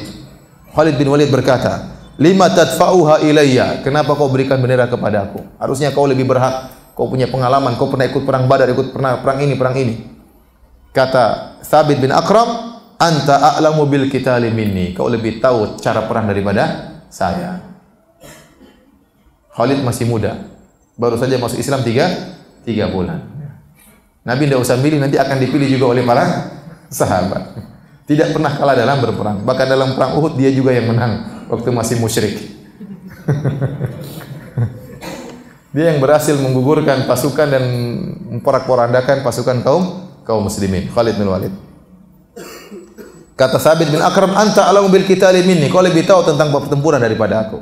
Akhirnya Khalid bin Walid pun memegang bendera.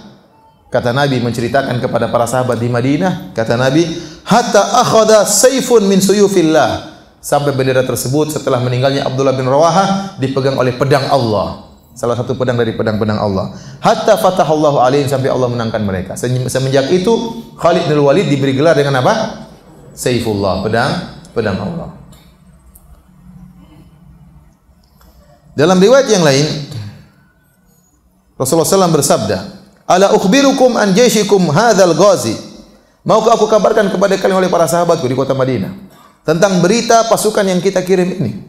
Innahum intalaku, mereka telah berjalan hatta laqul adu, sampai akhirnya mereka bertemu dengan musuh. Fa usiba Zaidun syahidan, akhirnya Zaid mati syahid, kata Nabi, Zaid mati syahid. Fastaghfiru lahu, mohonlah ampunan buat Zaid, dia mati syahid. Fastaghfara lahun nas, orang-orang pun mengatakan, Allah maghfir li Zaid, Allah maghfir li Zaid. Nabi suruh para sahabat mendoakan siapa? Zaid, karena mati syahid. Maka para sahabat pun mendoakan Zaid. Thumma akhadha liwa Ja'far bin Abi Talib. Fasadda alal qaum, kemudian Ja'far bin Abi Talib memegang bendera peperangan, kemudian dia perang dengan begitu kuatnya. Kata Nabi, fasadda alal qaum, menunjukkan dia perang dengan apa? Kerasnya. Terbukti sampai 90 luka di sekujur tubuhnya. Hatta kutila syahidan, sampai akhirnya dia mati syahid.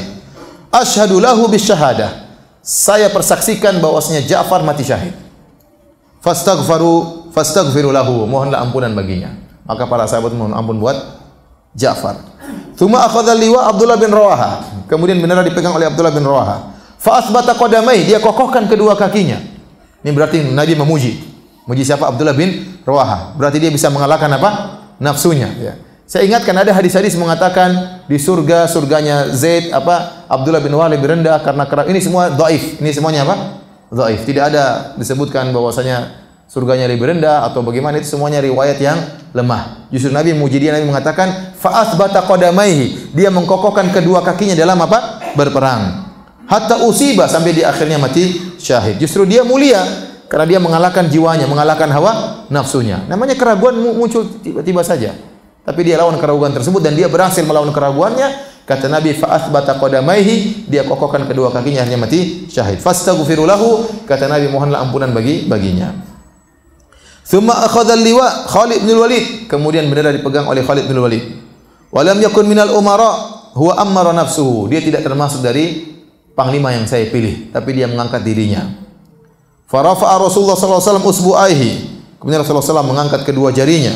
Wa qala Allahumma huwa sayfun min suyufika fansurhu, ya Allah, sungguhnya Khalid adalah salah satu dari pedangmu, tolonglah dia. Fa yauma idzin summiya Khalid Saifullah, sejak saat itu Khalid bin Walid dinamakan dengan pedang Allah. Taib. Jadi yang ini saya sampaikan, Khalid bin Walid masyhur, dikenal oleh kaum muslimin. Dia jagoan. Meskipun baru masuk Islam 3 bulan, semua orang milih dia jadi apa? Pemimpin. Berarti cerdas dalam peperangan, hebat dalam pertempuran. Dan benar-benar Khalid berperang dengan hebat. Dalam Sahih Al-Bukhari, Khalid bercerita, laqad inqata'at fi yadi yauma Mu'tah tis'atu asyaf, fama baqiya fi yadi illa safihatun yamaniyah. Dalam perang Mu'tah saya berperang sampai 9 pedangku patah. Tinggal 1 pedang yang tidak patah, pedang yang dibuat dari negeri Yaman yang lebar.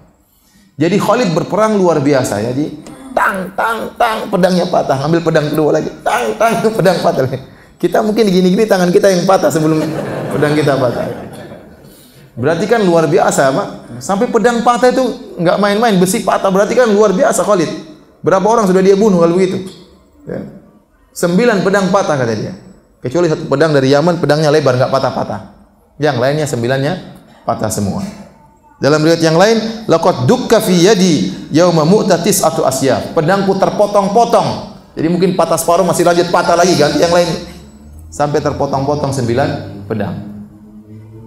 Ini menunjukkan Khalid bin Walid bertempur dengan sangat hebat dan entah berapa orang yang sudah dia bunuh.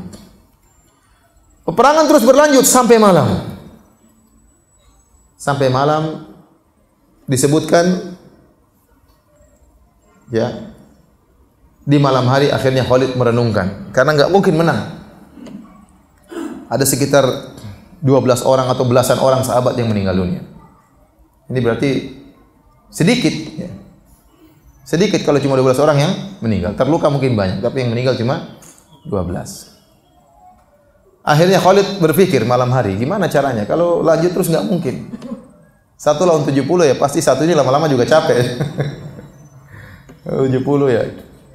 Ya meskipun dia dan 2 dan 3 dan 4, tapi lawannya dan kawan-kawan repot. Akhirnya Khalid berpikir realistis ya. Sekarang istihad, tidak mungkin telepon Nabi, tidak mungkin WhatsApp Nabi, sudah enggak ada waktunya. Sekarang dia beristihad. Dia beristihad gimana caranya? Nabi jauh 1100 kilo. Akhirnya dia pun berpikir bagaimana bisa mundur tapi mundur dengan kemuliaan. Tidak dikejar. Karena kalau dia tahu mundur karena ketakutan akan dikejar. Kalau dikejar bahaya. Dikejar bahaya, bisa semakin konyol. Maka Khalid bin Walid ingin mengesankan bahwasanya pasukan telah tiba. Sebagian ulama mengatakan di malam hari kuda-kuda kaum muslimin terus bergerak, debu-debu terus berterbangan. Sehingga orang-orang Romawi mungkin melihat kok ada debu-debu berterbangan. Jangan-jangan ada pasukan datang bantuan. Ini aja baru 3.000 kayak gini modelnya, bagaimana kalau tambah lagi 3.000? 80 pas 90 luka nggak mati-mati, gimana ceritanya coba? Kan berat seperti itu, musuhnya kayak gitu. Nggak mati-mati. Ini 9 pedang patah belum mati juga. Hebat. Akhirnya keesokan harinya Nabi kemudian Khalid bin Walid merubah pasukan. Yang sebelah kanan dirubah ke sebelah kiri, yang sebelah kiri rubah sebelah kanan, yang belakang maju ke depan, yang depan mundur ke belakang. Begitu peperangan besok, orang Romawi kaget. Pasukan baru, muka baru semuanya. Muka baru semuanya. Padahal muka lama, capek kemarin di belakang maju ke depan. Itu strategi Khalid. Kemudian berperang sambil mengarah ke Sohra, ke padang pasir, mundur. Mengesankan seakan-akan Khalid ingin menarik mereka terjebak dalam padang pasir dan mereka akan dihabisi orang Romawi di situ. Jadi waktu Khalid berperang sambil mundur, orang Romawi tidak berani kejar. Tidak berani kejar. Padahal ingin kabur ini. Tapi kabur terhormat ceritanya demikian. Kemudian mundur, kabur. Selesai. Orang Romawi juga tidak berani apa? Maju. Khawatirnya mereka terjebak karena mereka tidak tahu medan pertempuran di padang pasir. Akhirnya mereka tidak mengejar. Akhirnya Khalid bin Walid dan pasukannya pun pulang ke kota Madinah. Oleh karenanya para ulama khilaf. Ini menang atau kalah kaum muslimin? Mau dibilang menang, mundur kabur. Mau dibilang kalah, enggak juga karena kaum musyrikin banyak yang mati daripada kaum apa? Muslimin. Intinya demikianlah kejadian perang Mu'tah. Tapi Nabi mengatakan fafatallahu alaihim. Allah pun memenangkan Khalid. Menang sini apa maksudnya? Berhasil lolos ataukah mengalahkan orang-orang Romawi? Ya. Intinya mereka mundur dengan kehormatan. Sehingga tatkala mereka pulang tidak menjadi bahan ejekan oleh kabilah-kabilah Arab yang lain. Karena mereka tahu mereka mundur dengan apa? Kehormatan. Kemudian Nabi SAW pun Khalid bin Walid pun pulang. Akhirnya kembali ke kota Madinah. Ya. Demikian perang apa? Mu'tah selesai. Ada faedah penting yang ingin disampaikan dalam perang Mu'tah ini, yaitu Nabi SAW waktu bercerita bahwasanya Zaid meninggal dunia, kutila syahidan. Zaid meninggal dunia mati syahid. Fastaghfiru lahu, maka mohonlah ampunan baginya. Fastaghfara lahu nas, maka para sahabat pun mendoakan Zaid. Ini dalil bahwasanya orang yang mati syahid, meskipun mati syahid, meskipun masuk surga, tetap harus didoakan. Bukan kita minta doa sama dia, karena dia sudah mulia, kita ingin dia lebih mulia lagi di akhirat. Maka tidak boleh kita minta doa kepada mayat sama sekali. Karena sebagian orang minta doa kepada mayat, kata mereka ini orang soleh, ini mati syahid, mereka punya kedudukan di sisi Allah, kita minta doa sama mereka. Jawabannya salah. Ini saja orang meninggal, Nabi suruh doain. Paham? Tapi Ustaz, mereka masih hidup. Iya benar hidup, tapi alam lain. Ya. Kata Allah, wala taqulu liman yuqtalu fi sabilillahi amwat bal ahya'un walakin la tash'urun. Kata Allah, janganlah kalian berkata orang-orang yang mati syahid sudah mati. Mereka masih hidup, tapi kalian tidak merasakannya. Makanya Allah mengatakan walakin la tash'urun, kalian tidak rasakan. Berarti kehidupannya tidak seperti sekarang. Kalau hidupnya seperti sekarang, kita bisa rasakan kehidupannya. Tatkala Allah mengatakan akan tapi kalian tidak merasakannya, berarti kehidupannya kehidupan yang khusus. Dalam ayat yang lain, inda rabbihim yurzaqun, mereka berada di sisi Allah, dapat rizki. Ya. Nabi mengatakan kami tidak ingin dia kembali, Nabi ingin mereka tetap meninggal dunia karena mereka dapat rezeki, dapat kehidupan yang khusus, tapi kehidupan mereka tidak seperti sekarang. Kalau kehidupan mereka seperti sekarang, ya berarti mereka belum mati seperti kita. Kalau mereka belum mati seperti kita, maka harusnya hartanya tidak boleh diwariskan. Tetapi kalau ada orang mati syahid, hartanya tetap diwariskan. Kalau mereka masih hidup seperti kita sekarang di dunia, maka harusnya istrinya tidak boleh dinikahi. Tetapi orang yang mati syahid ternyata istrinya boleh dinikahi. Oleh karena Ja'far bin Abi Thalib istrinya Asma binti Umais. Waktu Ja'far meninggal, Asma binti Umais jandanya Ja'far, Asma binti Umais radhiyallahu anha dinikahi oleh Abu Bakar. Waktu Abu Bakar meninggal, Asma binti Umais dinikahi lagi oleh Ali bin Abi Thalib radhiyallahu taala anhu. Ini menunjukkan bahwasanya orang meskipun mati syahid tidak boleh kita minta doa kepadanya. Justru kita mendoakan mereka. Makanya Nabi SAW menyuruh para sahabat untuk mendoakan para syuhada Uhud. Para sahabat datang ke kuburan Uhud mendoakan mereka. Padahal mereka mati syahid. Para sahabat belum tentu mati syahid yang lain, tapi yang masih hidup mendoakan yang sudah meninggal dunia. Kenapa? Karena orang yang mati syahid sudah tidak bisa berdoa lagi. Ya, sudah meninggal tidak bisa berdoa lagi. Makanya Nabi SAW mengatakan, "Idza mata ibnu Adam inqata amaluhu." Kalau seorang anak Adam meninggal terputus amalannya. Kecuali apa? Shadaqatun jariyah, sedekah jariyah, ilmu yang tafa'u bihi, ilmu bermanfaat, atau waladun shalihun yad'u lahu, anak saleh yang mendoakannya. Berarti dia membutuhkan doa dari anaknya yang saleh. Karena dia sudah tidak bisa berdoa sendiri. Kalau dia bisa berdoa sendiri tidak butuh doanya. Ya, makanya kita mendoakan orang mati syahid karena mereka butuh untuk didoakan. Dari situ para hadirin yang subhanahu wa ta'ala, tidak benar orang-orang yang datang kuburan kemudian minta kepada para wali, minta kepada para sunan dengan alasan bahwasanya mereka masih hidup. Kita bilang mereka hidup tapi dalam kehidupan yang lain. Tidak boleh dikiaskan dengan kehidupan seperti sekarang. Ya.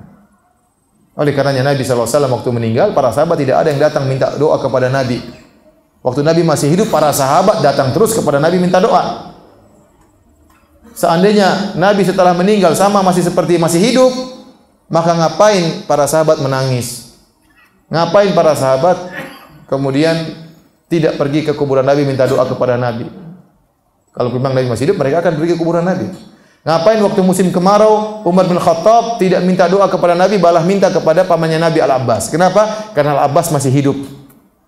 Sementara Nabi sudah meninggal. Kalau masih bisa minta doa kepada Nabi waktu Nabi sudah meninggal, tentunya para sahabat akan pergi ke kuburan Nabi minta doa. Jadi apa yang dilakukan oleh saudara-saudara kita minta doa di kuburan itu adalah suatu kekeliruan, ya, tidak benar. Kita disunahkan untuk menziarahi kubur bukan untuk minta doa, justru untuk mendoakan. Sunahnya mendoakan penghuni kubur, bukan malah minta doa kepada penghuni kubur yang sudah tidak bisa apa-apa.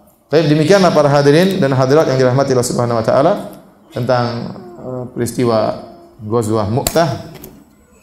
Semoga bisa diambil pelajaran dari peristiwa tersebut. Berikut kita akan menjawab Pertanyaan yang bisa dijawab.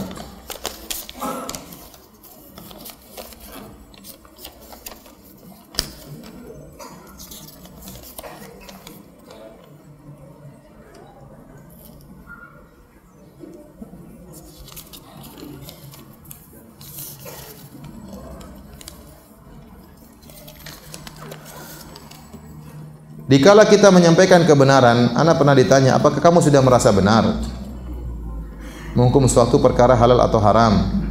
Kalau kamu sudah merasa benar, untuk apa kamu salat dan mengatakan ihdinas siratal mustaqim? Tunjukkanlah kami jalan yang lurus. Kalau kamu masih salat berarti kamu masih salah. Ini ngawur ya. Kamu masuk Islam enggak? Masuk. Kenapa masuk Islam? Kalau kamu sudah masuk Islam berarti kamu salah. Kalau kamu belum masuk Islam berarti kamu sedang mencari kebenaran. Ya. Berarti jangan masuk Islam. Ya. Orang tatkala salat, ihdinas siratal mustaqim. Maksudnya apa? Ihdinas siratal mustaqim maknanya, ya Allah tunjukkanlah aku jalan yang lurus. Pertama, ya Allah, kalau saya belum lurus, luruskan. Karena masih banyak perkara-perkara yang saya belum lurus. Paham? Kita bisa jadi lurus dalam sebagian yang lain masih apa? Bengkok. Ya. Allah adalah Tuhan, kita yakin. Muhammadlah Nabi, kita yakin. Berarti kita lurus dalam hal tersebut. Masih ada hal lain yang belum kita lurus. Masih belum bisa menjaga pandangan, masih belum bisa menjaga lisan. Kita masih belum lurus. Nah, kita bilang, ya Allah tunjukkanlah aku jalan yang lurus. Yang kedua, kalaupun kita sudah lurus, masih banyak perkara-perkara lain kebaikan yang belum kita ketahui. Bukakanlah bagiku jalan-jalan yang lurus. Masih banyak pintu-pintu kebaikan yang belum kita kerjakan. Kalaupun kita sudah di jalan yang lurus, maka perkataan tunjukkan aku jalan lurus, maksudnya kokohkanlah aku di jalan yang lurus. Itu makna ihdinas siratal mustaqim ada 3. Yang pertama, ya Allah kalau aku belum lurus, tunjukkanlah aku jalan yang lurus. Yang kedua, kalau aku sudah lurus, bukakanlah pintu-pintu kebaikan yang lain yang belum aku ketahui. Kalau aku sudah lurus semuanya, kokohkanlah aku di atas jalan yang lurus tersebut. Paham? Jadi kita mengatakan ihdinas siratal mustaqim bukan berarti kita salah semuanya, ya. Ya. Kalau begitu Nabi juga enggak lurus begitu. Nabi kan salat juga baca apa? Ihdinas siratal mustaqim. Iya atau tidak? Konsekuensinya Nabi juga belum lurus, ya. Ini orang ngawur, ya. Sekarang ini banyak orang ngawur zaman sekarang.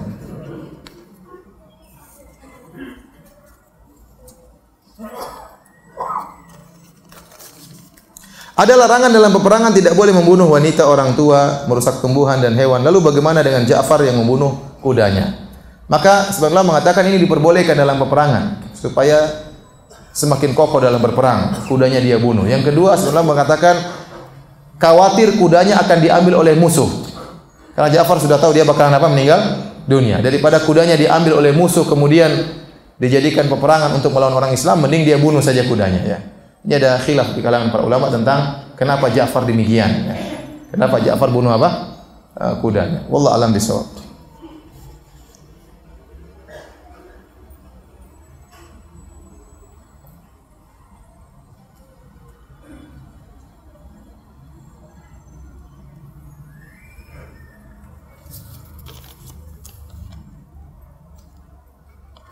Apakah Nabi melakukan salat gaib terhadap para sahabat yang meninggal di medan jihad? Justru dalam sebagian jadi Nabi pernah salat gaib kepada Raja Najasyi. Adapun Nabi menyolatkan gaib kepada sahabat yang lain, kepada syuhada, maka saya tidak menemukan riwayatnya, ya.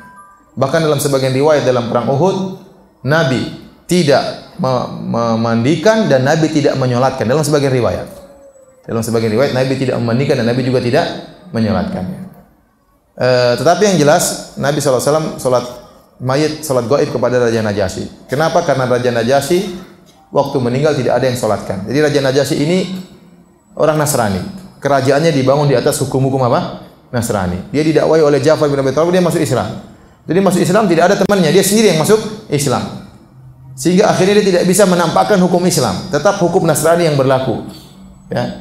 Sehingga dia tidak bisa berhukum Islam, bahkan dia tidak bisa, waktu meninggal tidak bisa disolatkan. Akhirnya Nabi solatkan dia solat apa? Gaib.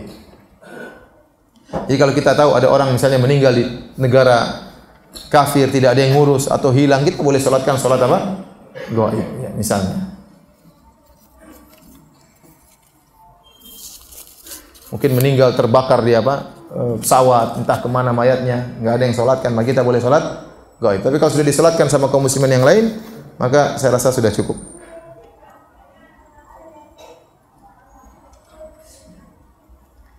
Apabila kita meninggal, putuslah semua amalan kecuali 3 perkara. Pertama, amal soleh. Kedua, ilmu bermanfaat. Ketiga, anak soleh. Bagaimana jika kita meninggal tidak punya anak? Ya tidak ada yang doain lah.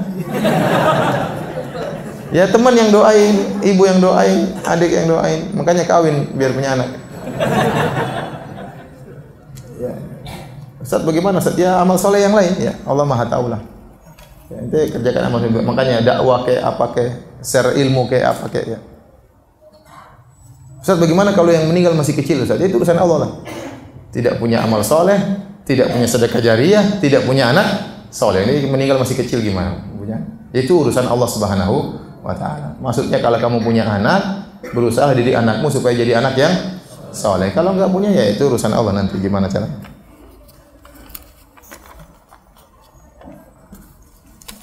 Apakah doa kita akan sampai kepada orang yang telah meninggal? Doa, tidak ada doa yang sampai, yang ada doa bermanfaat atau tidak. Ini pertanyaan salah. Yang sampai itu kalau kirim pahala Al-Fatihah, itu baru ditanya sampai atau tidak. Dan itu ada khilaf dengan para ulama, dan yang benar tidak sampai sebagaimana pendapat Imam Syafi'i. Ulama mengatakan sampai, ada khilaf. Tapi kalau doa itu bukan masalah sampai tidak sampai, tetapi doa itu bermanfaat. Kita mendoakan, kalau Allah kabulkan bermanfaat. Ya Allah ampunilah dosa-dosa dia. Apa yang mau kita kirim? Enggak ada yang kita kirim. Tapi kita mendoakan. Kalau doa kita dikabulkan berarti dosa-dosanya diampuni oleh Allah Subhanahu wa Ta'ala. Ini sama lagi. Apa hukumnya membaca surat Al-Fatihah bagi orang yang meninggal? Masalah mengirim pahala bacaan Quran ada khilaf ya. Imam Syafi'i mengatakan tidak sampai, dalam kitabnya Al-Um, dan dinukil oleh dikuatkan oleh Nawawi, dikuatkan juga oleh Ibnu Katsir ya. Ibnu Katsir dalam tafsirnya mengatakan bahwasanya ngirim bacaan Al-Quran kepada mayat tidak sampai. Ini pendapat Imam Syafi'i. Kenapa? Karena Nabi tidak pernah mengirim demikian, dan Nabi tidak pernah mengisyaratkan demikian, dan para sahabat tidak ada yang melakukannya, dan tidak bisa dikiaskan dengan yang lainnya. Adapun kalau ngirim pahala sedekah maka sampai. Kita sedekah atas nama mayat maka sampai. Tapi kalau ngirim baca Quran dikirim kepada mayat maka ada khilaf. Namun pendapat yang kuat tidak sampai. Wallahu a'lam bishawab.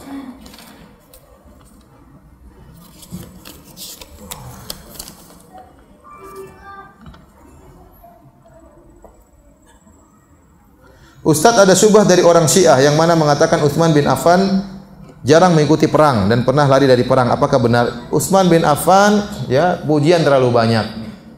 Dia berinfak terlalu banyak, terutama dalam perang Tabuk. Kemudian dia sudah dijamin masuk surga oleh Allah, oleh Nabi sallallahu alaihi wasallam, dan Nabi menjadikan dia sebagai menantunya. Emang Nabi sembarang pilih menantu ya?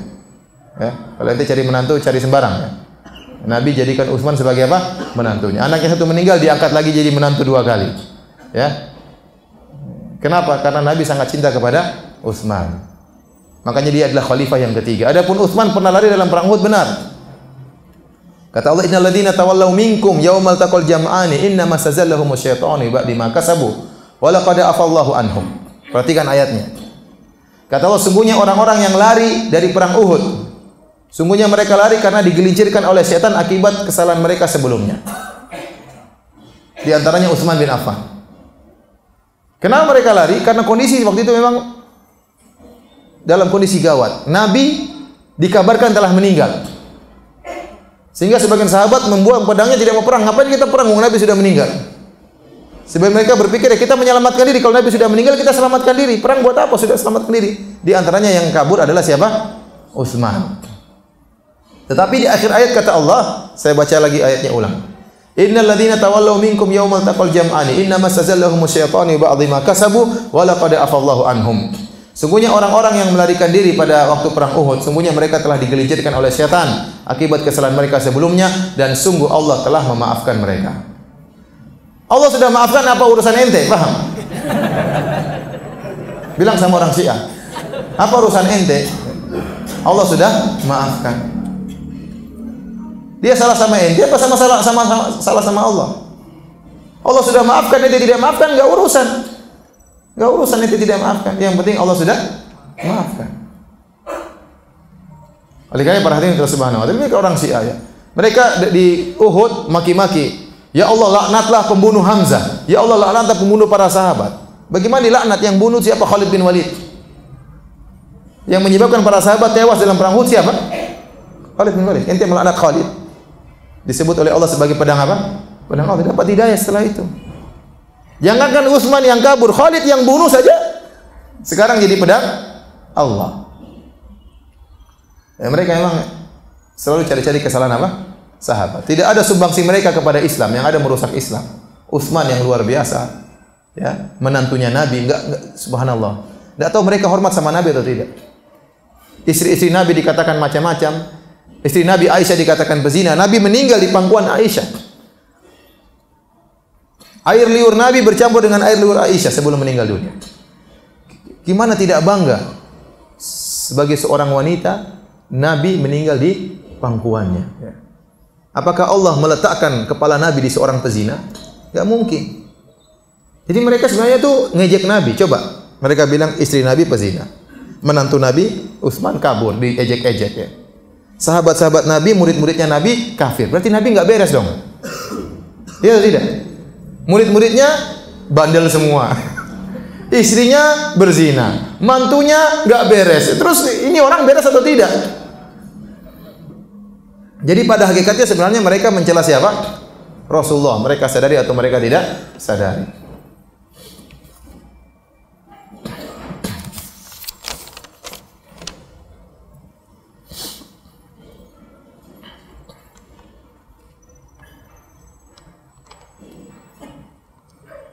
Kenapa dalam zikir pagi petang ada kalimat penisbatan pada Rasulullah padahal itu mencontoh Nabi? Apakah beliau bersaksi pada diri beliau? Iya, beliau bersaksi, aku adalah pemimpin kaum ana sayyidu waladi Adam yaumal qiyamah wala fakhr. Kata Nabi, aku adalah pemimpin seluruh kaum anak Adam pada hari kiamat dan aku tidak sombong. Nabi mengabarkan pintu surga tidak akan dibuka kecuali yang mengetuk siapa? Aku. Bukan sombong, tapi Nabi mengabarkan.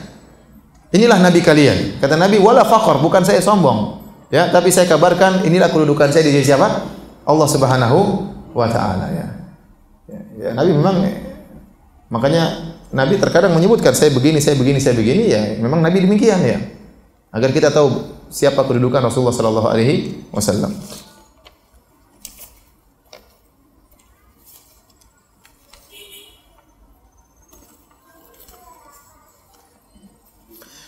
Siapakah yang lebih kuat, Umar atau Khalid? Yang enggak urusan.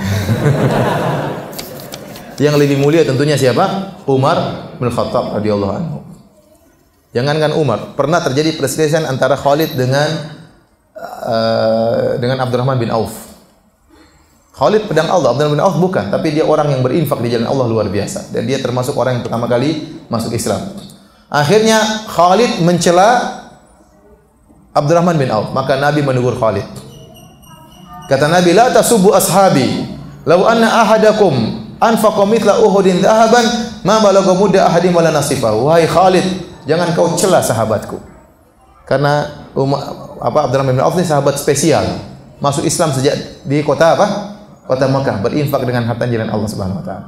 Kata Nabi, kalau kau punya emas sebesar gunung Uhud, kau infakkan jalan Allah, tidak akan sama dengan infaknya sahabatku Abdurrahman bin Auf meskipun hanya segenggam apa? Gandum.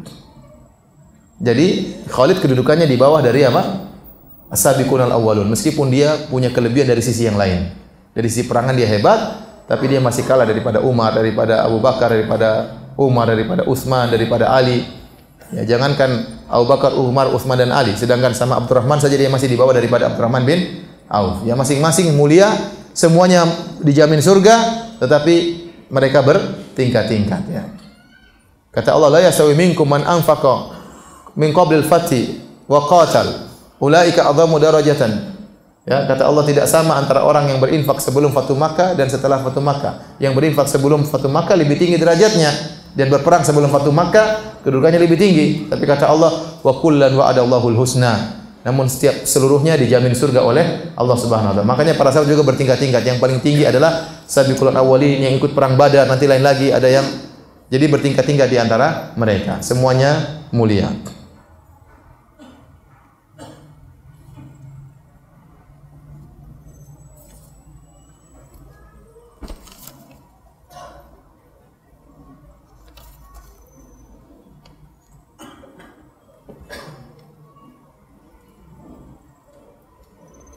Ini tadi Ustaz di perang Mu'tah, panglima perang ketiga Abdullah bin Rawaha mengganti Ja'far dalam kondisi dia ragu yang membuatnya mendapat istana di surga lebih sederhana. Ini hadisnya dhaif ya. Hadisnya dhaif.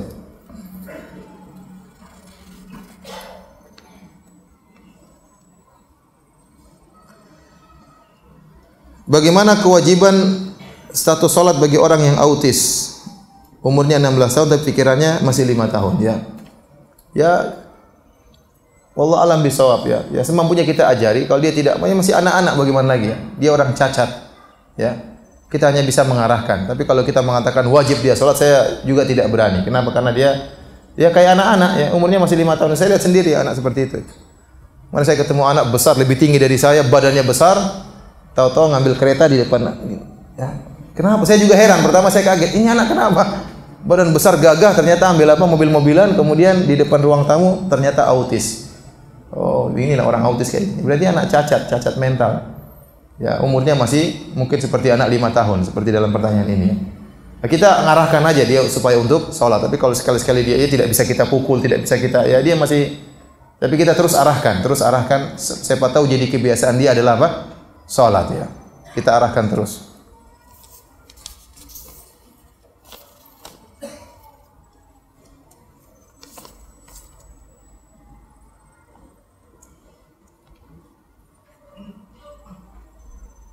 Bagaimana pendapat Ustaz tentang banyaknya peninggalan-peninggalan Nabi yang dipublish di media sosial seperti rambut, telapak kaki, baju, jubah? Kalau itu benar ada ya, tapi belum tentu ya, belum tentu. Itu belum tentu benar ya. Kalau ada kita butuh pembuktian. Kalau katanya ya, banyak katanya ya. Ya, banyak katanya. Tapi kalau ada buktinya ya, enggak apa-apa kalau ada sanadnya, misalnya sanadnya sahih misalnya ya. Kalau tidak ada sanad yang sahih ya, semua orang bisa ngaku-ngaku. Demikian para hadirin. Ini apa ini? Hah? Ini buat apa ini? Buat ini aja, model kan? Udah sampai sini saja kayaknya. Terakhir ya Pak, silakan Pak. Setiap insan yang lahir di dunia ini kan sebetulnya sudah tertulis di Lauh Mahfuz. Iya. Tapi kalau kita lihat ada yang jadi manusia orang Rohingya. Jadi apa? Rohingya. Terus? Ada orang Palestina yang ada orang Islam yang tenang. Iya. Jadi bagaimana ini? Ini kata yang tenang hidupnya. Iya, begitulah ya. Ada yang senang hidupnya, ada yang susah hidupnya. Ada yang diuji dengan ujian yang berat, ada uji dengan ujian yang ringan. Di Indonesia ada yang kaya, ada yang miskin, ada yang ngaji, ada yang enggak ngaji ya. Itu semua sudah ditakdirkan dan Allah Maha Adil. Ya, Allah mentakdirkan sesuai dengan apa yang pantas bagi mereka, apa yang pantas bagi mereka. Tetapi tatkala kita mendapati sebagian saudara-saudara kita diuji oleh Allah dengan seperti di Palestina, di Rohingya ya, kita tahu pahala mereka sangat besar. Pahala mereka sangat besar ya. Jika masuk surga tidak harus kaya, masuk surga tidak harus senang. Ada orang mau surga dengan infaknya, ada orang mau surga dengan diuji ya. Jadi Allah sudah mencatat itu semua dan di balik itu semua tentu ada hikmah yang Allah kehendaki dan masing-masing diuji dengan ujiannya ya. Makanya kalau kita melihat orang diuji, kita mengatakan alhamdulilladzi afani mimma btalakallahu bih. Segala puji bagi Allah yang telah membuat aku selamat dari ujian yang Allah berikan kepadamu ya. Kalau kita diuji dengan ujian tersebut belum tentu kita kuat. Belum tentu kita kuat ya. Jadi serahkan itu semua kepada Allah Subhanahu wa taala. Dan kalau Allah menguji mereka tentunya pahala mereka ya luar biasa kalau mereka bersabar dan kita hanya bisa membantu mereka dan mendoakan mereka. Demikian wabillahi taufiq wal hidayah. Assalamualaikum warahmatullahi wabarakatuh.